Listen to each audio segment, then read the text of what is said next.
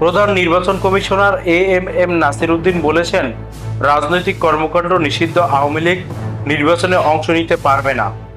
তাছাড়া সরকারও বলেছে যে তাদের বিচার সম্পন্ন না হওয়া পর্যন্ত নির্বাচনে দলটির অংশ নেওয়ার কোনো সুযোগ নেই। শনিবার 18 অক্টোবর বিকেলে বরিশালে সাংবাদিকদের সঙ্গে আলাপকালে তিনি এসব কথা বলেন। সিইসি বলেন, কোনো গোয়েন্দা সংস্থা কিংবা কারো কোনো প্রেসক্রিপশনে নয়, আমরা সব চ্যালেঞ্জ মোকাবিলা করে সবাইকে সঙ্গে নিয়ে সুষ্ঠু ও নিরপেক্ষ নির্বাচন উপহার দেব। তিনি বলেন, দায়িত্ব গ্রহণের সময় নেওয়া শপথ অনুযায়ী আমরা দেশের মানুষকে অনুকরণীয় একটি নির্বাচন উপহার দিতে চাই। তাদের সেই কথাই বলেছি। প্রশাসন ও নির্বাচন সংশ্লিষ্ট কর্মকর্তাদের সঙ্গে বৈঠককালে তাদেরকে সে কথাই বলেছি।